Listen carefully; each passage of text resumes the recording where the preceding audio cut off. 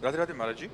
महाराज जी, यदि किसी मनुष्य को दो नैतिक मार्गों में से किसी एक का चयन करना हो और वह पूर्ण दृढ़ता से निर्णय ना ले पा रहा हो, तो ऐसी स्थिति में क्या करना चाहिए? भगवान का चिंतन करना चाहिए, भगवान से पूछना चाहिए। यदि भगवान से बातचीत करने की सामर्थ्य नहीं तो भगवान के संतों के सामने रख देना चाहिए, भक्तों के सामने रख देना चाहिए, जो उच्च कोटि के महात्मा हैं, कि ये दो बातें हमारे मन में, इनमें से कौन चयन करे।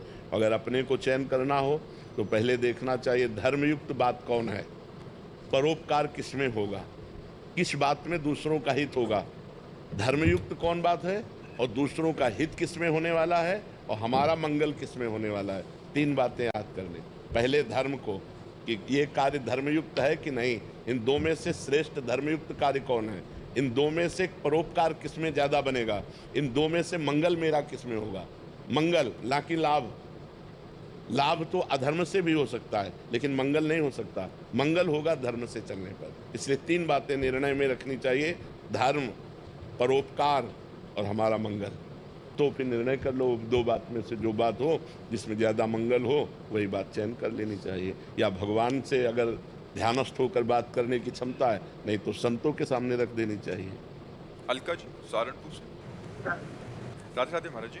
महाराज जी, 84 लाख योनियों में क्या मनुष्य जीवन एक ही बार मिलता है? यदि हाँ, तो बाकी योनियों में तो जीव प्राय ज्ञान विहीन होता है, तो ऐसे में इन सभी योनियों में वो अज्ञानतावश असंख्य पाप कर्मों से युक्त होता है, तो केवल एक बार मनुष्य जन्म लेकर राधा नाम जप करके वो अनगिनत पाप कर्मों से मुक्त हो जाएगा। संस्कृति मांझ बरियाई के पायो, मानुष देह वृथा कत डारत।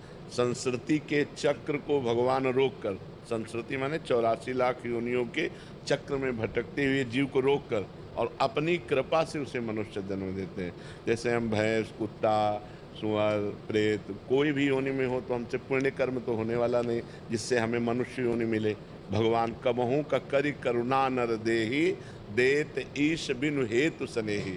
बिना हेतु प्रेम करने वाले भगवान, कभी करुणा पर दृष्टि पड़ी उस जीव पर कि बेचारा, तो उसे मनुष्य योनि दे दी।